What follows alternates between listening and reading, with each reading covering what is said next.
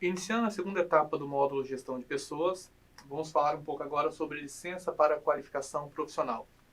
O servidor estando estável e, porventura, queira se qualificar profissionalmente, existe a possibilidade, a previsão legal para se licenciar ou ser dispensado, né, em alguma etapa do seu expediente, da sua jornada de trabalho, para cursar especialização, residência médica, mestrado ou doutorado, né?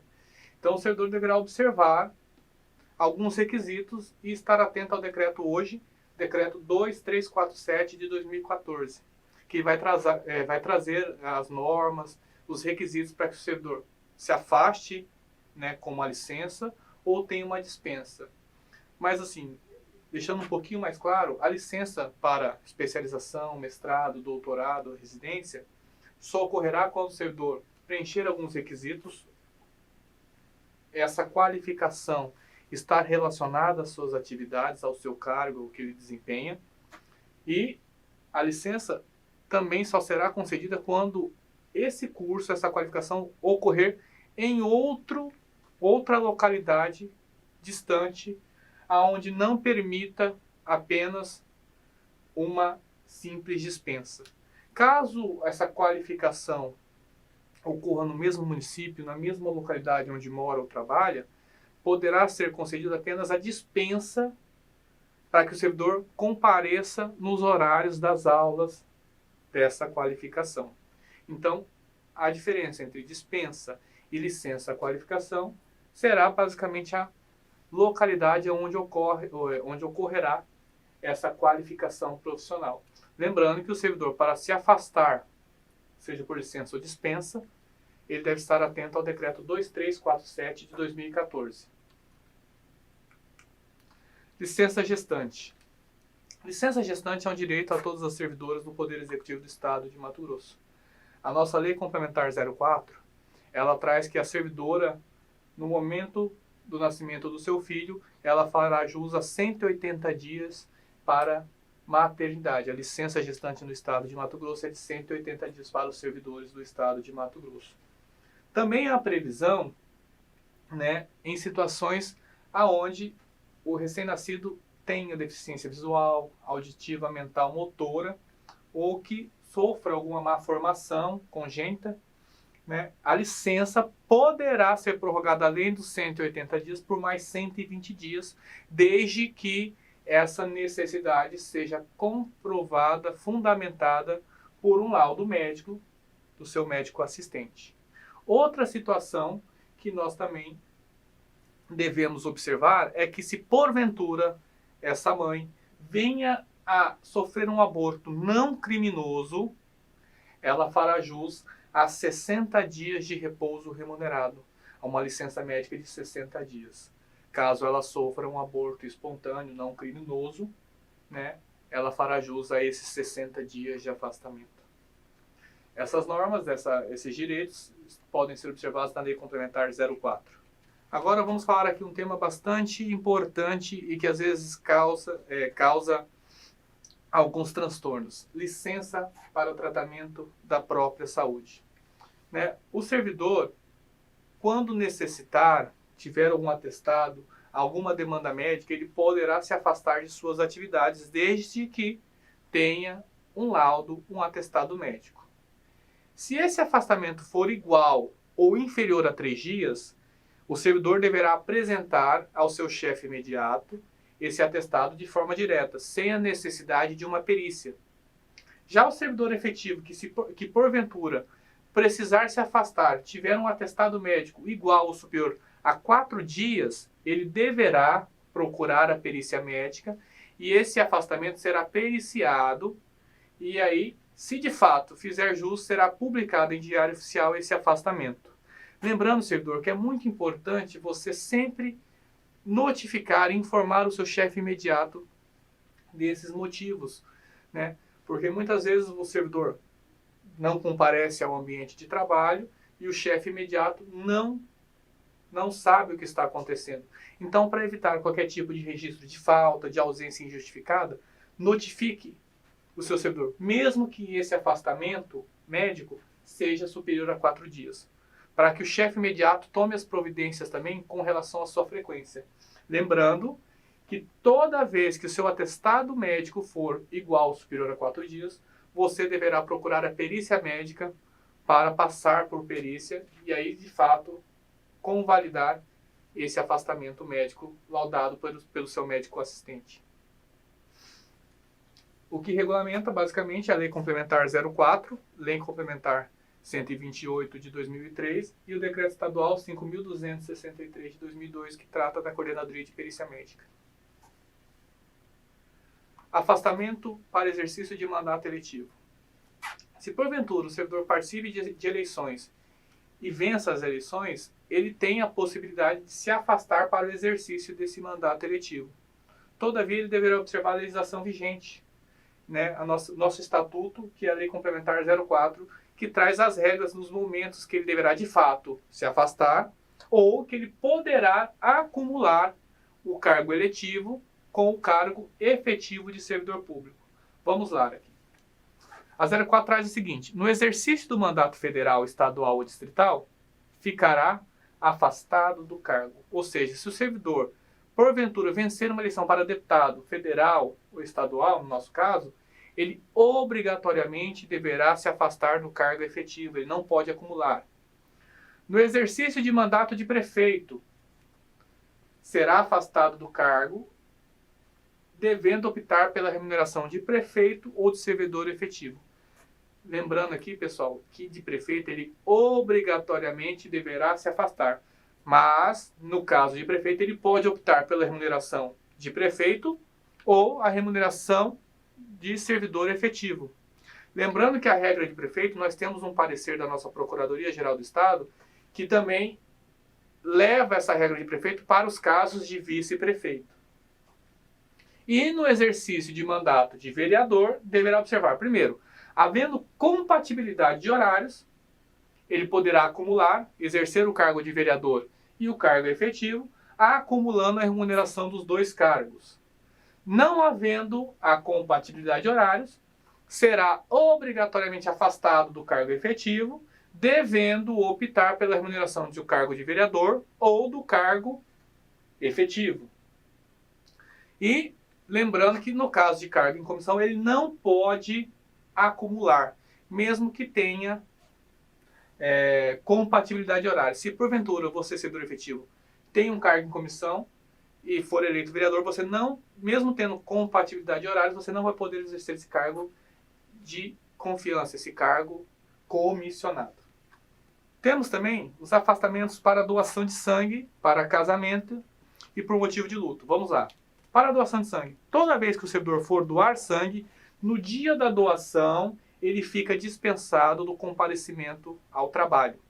No caso do plantonista, no comparecimento ao plantão.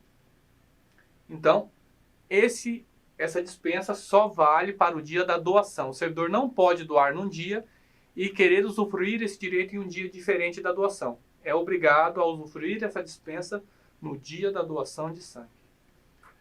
Afastamento para casamento, né? Caso o servidor se case formalmente, legalmente falando, ele fará jus a 8 dias de dispensa e o seu ponto será justificado nesses 8 dias. Os 8 dias começam a contar a partir do dia da formalização do casamento. E também existe a dispensa por motivo de luto. O servidor que porventura perder algum ente querido, seja o cônjuge, companheiro formal, pais, madrasta, padrasto, filhos, enteados, menor sob guarda ou tutela, irmãos e avós, ele fará jus a 8 dias de licença por motivo de luto. E esse direito, os dias começam a contar da data do falecimento do familiar ou do ente que faleceu. Agora vamos falar um pouquinho sobre movimentações funcionais. E o primeiro tema, cessão de servidores. A cessão de servidores é o afastamento para que o servidor exerça atribuições em outro órgão distinto, diferente do seu órgão de lotação originário. Todavia, ele vai ter de observar algumas normas, algumas regras, né? Primeira coisa, ele tem de estar estabilizado. O servidor em estágio probatório ele não pode ser cedido. Existe apenas uma exceção. O servidor em estágio probatório ele só pode ser cedido para o exercício de carga em comissão dentro do Poder Executivo do Estado de Mato Grosso. Se ele for nomeado para um cargo em comissão em outro órgão, ele pode ser cedido, né? Então, a cessão é quando o servidor vai ser disponibilizado para outro órgão diferente do seu órgão de origem. Então, pode ser um outro estado, pode ser algum outro órgão dentro do Poder Executivo do Estado de Mato Grosso, pode ser para alguma prefeitura, para algum outro órgão municipal, para algum órgão legislativo. Então, toda vez que ele for exercer as suas atribuições de forma, desde que seja autorizado pelo governo do estado, isso ocorrerá através de cessão. Outra forma de movimentação funcional é a remoção de servidor. A remoção é o deslocamento do servidor efetivo, né, observando a possibilidade da sua lotação em outra unidade administrativa. Então, um exemplo, você, servidor do sistema socioeducativo, hoje você está lotado em uma unidade, digamos, na unidade masculina do sistema socioeducativo de Cuiabá. Mas existe a previsão legal para que o seu cargo também possa exercer atribuições na unidade feminina de Cuiabá. Então você pode o que pode ocorrer? Uma remoção. Existe uma previsão legal para o exercício do seu cargo em uma outra unidade. Então não precisa fazer uma cessão, vai ser uma remoção. Você está lotado em uma unidade e vai mudar a sua lotação, porque existe uma previsão daquele cargo naquela outra unidade, então você é removido. Então a remoção é o deslocamento do servidor titular de cargo efetivo no âmbito do mesmo quadro funcional, né? Podendo ocorrer entre unidades do mesmo órgão, como eu estava citando o exemplo, ou entre órgãos diferentes. Desde que o outro órgão, nesse caso aqui, entre órgãos diferentes, desde que esse órgão tenha a previsão legal de receber a lotação do seu cargo. Mas no caso do sistema socioeducativo, né, os cargos do sistema socioeducativo, a previsão legal é que eles estejam, nesse momento, lotados apenas na Secretaria de Segurança Pública.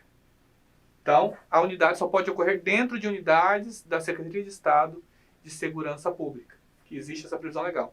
E a remoção ela pode ocorrer, primeiro, remoção de ofício, quando existe o interesse e a necessidade de administração remover, movimentar você entre as suas unidades. Hoje você está lotado na unidade A, mas por algum motivo a unidade B precisa da sua força de trabalho. A administração, nesse caso, ela remove você para a unidade B. Aí é uma remoção de ofício. Remoção por permuta é quando você conhece algum outro colega lotado em uma unidade diferente da sua e que vocês dois têm vontade de trocar de unidades. Vocês podem ser removidos por permuta, ou seja, uma troca entre servidores, né, uma troca de lotação entre dois servidores do mesmo cargo e perfil. E a remoção é pedido, quando o servidor pede a sua remoção de uma unidade para outra. Aí a administração vai analisar e pode conceder ou não a autorização para essa remoção a pedido. E remoção mediante processo seletivo. Esse tipo de remoção é um pouco mais difícil, mas pode ocorrer. A remoção é, digamos, o Estado ele poderá, digamos, abrir uma nova unidade administrativa. E o Estado vai o quê? Abrir um processo seletivo como se fosse um concurso interno, onde todos os interessados vão passar por uma bateria de testes ou uma seleção, e aqueles mais bem classificados seriam, digamos, removidos para essa nova unidade onde o Estado estava oferecendo nesse seletivo. É muito difícil de ocorrer esse tipo de remoção, né? Os mais comuns são a remoção de ofício, quando o Estado, a administração, remove o servidor por interesse.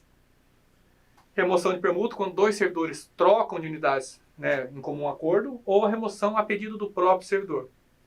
Na etapa inicial do módulo de gestão de pessoas, nós falamos da ajuda de custo, que é concedida, né, uma ajuda financeira concedida ao servidor nos casos de remoção. A ajuda de custo só ocorre quando há remoção de ofício entre unidades de localidades diferentes. Então aqui, lembrando um pouquinho sobre a ajuda de custo também na questão das remoções.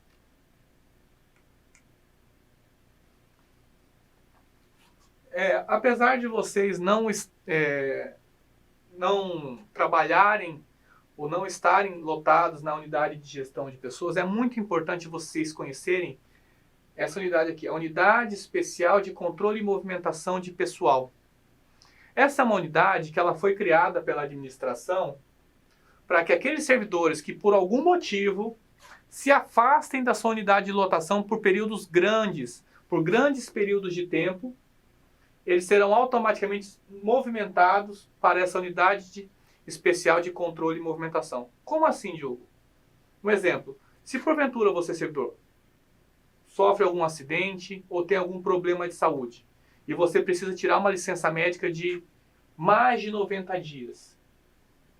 Se a sua licença for concedida por mais de 90 dias, durante o período dessa licença, você vai estar lotado, vai ficar lotado nessa unidade. É uma unidade, digamos assim, fictícia, ela não existe fisicamente. É uma unidade administrativa que os servidores que estão afastados da sua unidade de origem por período superior a 90 dias são remanejados para que tenham um controle de quadro de melhor forma.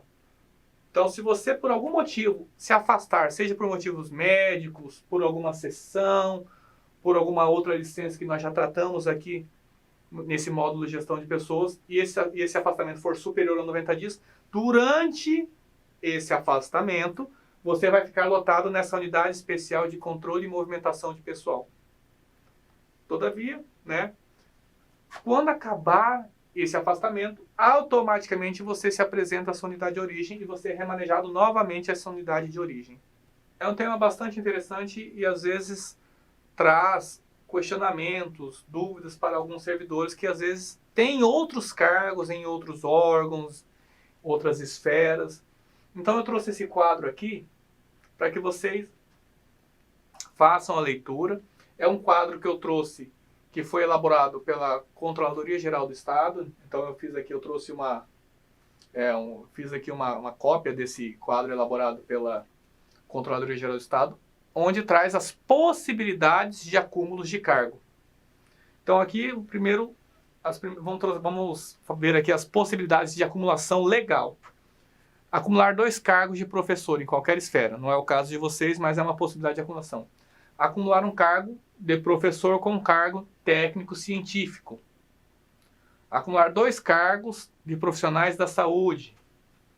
Acumular um cargo de juiz com um cargo de professor. Acumular um cargo de membro do Ministério Público com um cargo de professor. Acumular um cargo de vereador com um cargo efetivo acumulável, como nós já tratamos na licença para mandato eletivo. Acúmulo de 2 cargos públicos, membros do poder e inativos, ou seja, um cargo ativo e outro cargo que você já esteja aposentado ou inativo. E um acúmulo de cargo militar com um cargo privativo a profissional de saúde, com profissões regulamentadas. Vamos tratar um pouco. Pode começar? Pode. Agora vamos falar sobre a jornada de trabalho. A jornada de trabalho, no âmbito da Secretaria de Estado de Segurança Pública, mais especificamente a carreira do sistema socioeducativo, ela pode ser de 30 ou 40 horas. No caso de vocês que estão ingressando hoje, todos vocês ingressaram como 40 horas semanais. E essas 40 horas semanais, elas podem ser cumpridas no formato de expediente, quando 40 horas semanais. Se for em caso de expediente, a pessoa vai cumprir 8 horas diárias. No caso de expediente, o servidor que cumprir 8 horas diárias, ele tem que ter um intervalo para descanso de no mínimo 1 e no máximo 2 horas de almoço ou de descanso. Não importa. Também existe, para o sistema socioeducativo, a possibilidade dessa jornada de trabalho de 40 horas semanais, no caso de agente de segurança socioeducativo, ela ser cumprida em formato de plantão. E hoje o formato de plantão para o sistema socioeducativo, ele é regulamentado em uma escala de 24 horas de jornada por 72 horas de descanso. Então é muito importante estar atento a que tipo de jornada você, servidor do sistema socioeducativo, estará exercendo, cumprindo. A maioria dos profissionais hoje que são agentes de segurança socioeducativa e trabalham nas unidades, eles cumprem a jornada em formato de plantão, ou seja, 24 horas por 72 horas de descanso. Aqueles que trabalham expediente diurno e ficam obrigados, durante essa jornada de 8 horas diárias, ter um intervalo para descanso de 1 hora e no máximo 2. Lembrando aqui, pessoal, que o servidor ele tem que estar atento às normas e às regras que o órgão onde ele está lotado estabelece com relação à frequência. E aqui nós trazemos a próxima tela, que é o cumprimento dessa jornada e que reflete na frequência do servidor. Então você, servidor, fique atento, porque dependendo de alguma das suas atitudes ou da forma como você agir, pode impactar na sua remuneração. Então eu trouxe aqui situações que vão impactar na sua remuneração. Primeiro, você, servidor, quando chegar com atraso de até 1 hora ou sair de forma antecipada em até 1 hora, você vai ter o desconto de 1/3 da sua remuneração do dia. Então, digamos, caso você tenha uma jornada, um expediente de 8 horas e, porventura, você tem um atraso de até 1 hora, cumpra 7 horas do seu expediente ao invés de 8, você vai ter 1/3 da sua remuneração do dia descontada.